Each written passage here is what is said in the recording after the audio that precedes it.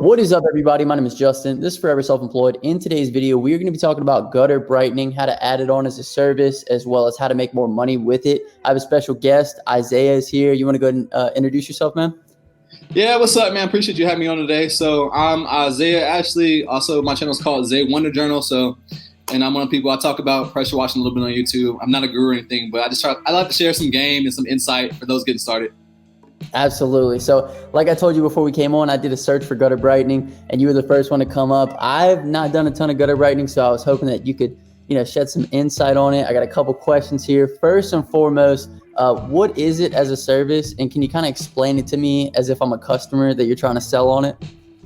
Sure. So what I'll do is first, I'll give you a technical definition. I'm just going to read that right off the internet. And then I'll give you kind of like a more general, people like to hear the technical stuff. So they describe gutter brightening as, removes the dark layer of oxidation, stripping effect, and is considered restoration process as it restores gutters to their original white color. So one of the big things, to give context, when it comes to anything when we're washing, the biggest thing is knowing the difference between washing and restoration. So like when you clean gutters just with a house wash, really what we're doing is we're removing that surface dirt. Right, we're removing like the mold, the mildew, and any loose dirt in the front of the gutter. So your SH, your bleach, will take care of that. But underneath that layer, sometimes these gutters get black, that oxidation process, and there's also something called tiger stripes. And a lot of guys will clean the gutters with just SH and still wonder why the gutters are still black, why they don't look white again, brand new. It's because SH doesn't deal with that. Like there's different. You have to have different products in this industry. So you have to have more than one basically weapon. So SH is cleaning, then you have more things that are based on like degreasers. So when it comes to like gutter whitening, you're using more of like degreaser based products. And so all it is like, it's that really gutter brightening, summing up, is a restoration, getting the gutters looking white again, which is more or less like a paint issue than just a cleaning issue. If that makes sense. No, absolutely, man. That was a great job of explaining it. Now, one thing is, can we sell this as a standalone service, or is it specifically an upsell? You can sell it as a standalone service, but here's what that looks like. If you sell it as a standalone service, you're gonna have to sell them gutter cleaning first and then gutter whitening, because anytime I do gutter brightening, I always wash the gutter first. So you need the dirt and stuff off. It's like this. I always give people the analogy of getting a house wash or getting your gutters like washed is like going to the car wash, right? You go to the car wash, they're gonna rinse that loose dirt off. But a buff and a wax is what? It's an upsell, right? It's a separate process. So it's not all inclusive. So the same thing that happens in the car wash industry, same thing with like in exterior cleaning, is that people pay for a house wash. Gotta set the expectation. The gutter whitening is like the buff wax. It's an upsell. So even if somebody just wanted gutter whitening, they would still have to get the gutters cleaned first. So you would sell a gutter cleaning package essentially, where like I'm going to clean your gutters and I'm going to do the gutter brightening after I clean them. Is this typically an upsell that happens once the house is washed, so that way we can see what's underneath those gutters, or is it something that you could tell beforehand as well? A lot of times I can tell beforehand. Normally I can tell beforehand if a gutter's gonna need it, because you're gonna see, if it's the tiger stripes, you're gonna see those lines, those like dark lines in the gutters. And I automatically know from the get-go that that's not gonna come out with my house wash. Also, if the gutters look really black to begin with, before I even start, 99% chance it's gonna need gutter brightening. So for me personally, I can normally tell if the gutters are gonna need it or not. So one of the biggest things you can do in this industry is set customer expectations. So when you're doing your quote, you're doing a walk around the home, you want to be pointing out certain things to the customer so they'll know what they're paying for. Now, there are some companies who automatically will include gutter brightening in their price. All that means is that they're selling a more premium package that the customer doesn't have to decide whether or not they want gutter brightening. It's already going to be included, but that price is going to be, it's built in, if that makes sense. So they're going to get a complete product. But you can also, like I said, sell it separately as an upsell. You can say, hey, Mr. and Mrs. Customer, I'm going to wash these gutters. They're going to look better than what they do now. That surface dirt, that mold and mildew, it'll be off. But there's a chance that your gutters will still be looking kind of dark because underneath, after we clean it, these gutters are oxidized, and it's a paint issue, I tell them, so it's more of a restoration thing. And I tell them, like, I can't get them looking back white again, I can't guarantee they're going to be 100% perfect because I don't know how old your gutters are, but we can definitely make them give you, an even better result with the gutter brightening. So that's kind of how I, present the service. Excellent. And I love what you said about setting expectations. I think it's very important for us to under-promise and over-deliver, as well as educating the customer as we're walking around with them. Like you said, setting those expectations, letting them know that just with the wash, this isn't going to come completely clean, but it is a restorative service in order to get them back to, what they were originally. So with all that being said, how do we kind of get into the pricing of a gutter brightening job? So I'll tell you this, every time it comes to pricing, don't take what I'm gonna tell you as word. You can really, anytime any service is priced is really based on these factors. One, how much do you personally want to make? Like there's different numbers that make people happy in this industry. Some people can get started and be happy with making, $100 on a house wash. We call those people like the $99 guy. Then you have people who don't move their trailer for less than $500. So you really got to pick your poison. What are you comfortable with? What does it cost you to run your business? How much extra time is it going to cost you to do this service? I would say, for gutter brightening, a lot of times, like I said before, on one-story homes, I'll a lot of times just throw it in there because it might not necessarily take a whole lot longer. And we haven't really talked about the process of how to do it. So we'll get into that in a second. It depends on how much a gutter they have. Some houses have gutters all around. Some just have front and back. And then even with the front and back, the other variable is how much square foot is the house.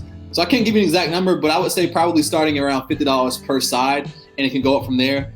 Can it be less? Obviously, there's always someone who's willing to sell themselves shorter. And then can it be more? Of course, there's always people there's people who always want to get the max number they can out of a customer. So for me, I try to be as fair as possible. A lot of times, if it's a repeat customer or somebody I really like, then honestly, sometimes I'll just throw it in for free because that'll pay me in the long run when they get their house wash done and they're ecstatic because they got the best results they've ever gotten with my company versus the people they've used in the past who told them this can't come out or this won't get any better. So those little things kind of like put a reminder in people's head or kind of like a spark to like, yo, this company or this person, they actually knew what they were doing versus, all these other guys I had, do work for me in the past. Right. I always tell people to base it off of what their closing percentage is. So obviously, if you were closing at like 80 or 90%, your price is probably a little too low. And if you're closing at about 10 or 20%, your price is probably a little too high. So, I like to be right around that middle. I don't want to do every job for every customer. However, because you want to get compensated correctly. So if we get into kind of the procedures of gutter brightening, can we talk about some of the chemicals and equipment that we need to do the job? Sure, absolutely. So I'm going to go over, there's three main chemicals that people use in this industry for gutter brightening. There's LA's Totally Awesome, which is going to be the easiest chemical to get your hands on. I'll come back to that when you get it out at the dollar store. There's another one called Gutter Zap. That one you may be able to find at like Lowe's or Home Depot, but you can also find it's at like industry stores, like powerwash.com, I think, stuff like that. Then there's a chemical called Gutter Grenade. So they all pretty much do the same thing. I will kind of stumble back to LA's Totally Awesome though, because that's the most common one I use. It is the cheapest, but I will put out a warning with that chemical is that if you use it incorrectly, it will strip the paint off the gutters. Clean off. Like it's happened before. I now carry like a can of primer, and honestly, any of those chemicals, if not used at the right ratio, can do that. So I don't want to say that Gutter Zap or Gutter Grenade is any safer, just because they're the industry standard chemicals. They can still do the same thing. It really depends on those gutters, because over time, through weathering and the oxidation, those layers of paint thin and thin. So like by the time you go to clean it and do the restoration, it might be on the little last layer. It might not be much life left in it. So I go to take off the oxidation and the black stuff, and then boom, I then remove the whole coat of paint off of there. So I just carry a can of primer sometimes just to touch it up if that does happen. The safest thing to do though is don't use LA's Totally Awesome straight. You want to dilute it. Sometimes you got to play around with it depending on how bad the gutters are. Sometimes like 70% LA's, 30% water. Like in a pump sprayer or however you want to apply it. If it's one story, you can use a pump spray. If it's two story, you're going to want to get like an extension pole with like a brush attachment that you can dip into a bucket and then apply it there. And the other thing is don't let it sit. Don't let it dry. This stuff literally only needs a few seconds to work. Like I have a couple of videos. I think I have 2 videos on my YouTube channel showing gutter brightening. And it's a really quick, you spray it on there. It literally starts to pull it right out of the paint, and you can rinse it right off a lot of times. Sometimes it does require scrubbing, but just don't let it dry because it can, be a little bit problematic if that happens. Okay, excellent, man. You gave some great information with regards to that. That's pretty much all the questions that I had. Did you have anything else that you kind of wanted to touch on with regards to this service? No, I think we kind of covered the bases. Like I said, as far as pricing goes, you can include it into your if you want to build that price in, and you just want you don't want to offer as an upsell because you want all the work you do to be premium. So you can just make it an all-inclusive service. There's nothing wrong with that at all. And that's really the biggest thing is this, you can play around those 3 different chemicals. Like I said, LA is the cheapest, and just don't let it dry. That's the biggest advice. But there's really not much more to it. It's not a super complicated service. It's just little things, little pieces of information that you get along the way as you like educate yourself in this industry can separate you from people who aren't that experienced. And like these little things kind of will give you that advantage in the marketplace to where, you're getting better reviews and you're really separating yourself like as a professional versus somebody who just has a pressure washer. Because there's so much stuff I didn't know when I first started in the industry. I continue to learn all the time. So I think the last thing I'll leave everyone with is like, whatever you're doing in this industry, like constantly gain new education. So invest in your education. Absolutely. And I completely agree with that, man. If you could add $100 to $200 a day on your average ticket price, just by adding this as an upsell, just by making the customer aware of this issue and that it can be resolved, I think that could be incredibly beneficial for guys. So every guest that comes on to the channel has to pick the word of the day. So Isaiah, what would you like the word of the day to be? I actually just said this word of the day on my own Instagram story. And so my word of the day actually today is faith without works is dead. So it just means like manifesting without putting the work in or putting in action, you're not gonna get any results. So whatever it is, whether it's growing your business or it's a fitness or whatever it is, you have to follow those desires by action. So go out there and actually, put the work in. That's really the only way to change, where you are at in life. Absolutely. So faith without works is dead. Is that what it was? Yeah. Okay, sweet. So faith without works is dead is the word of the day. If you guys made it this far in the video, go ahead and comment the word of the day and I'll hashtag you a real one. Be sure to check out Isaiah's channel. I have it linked in the comment section description. My name is Justin. This is Forever Self-Employed. And until next time, hustle hard and get that money, baby. Peace. Oh.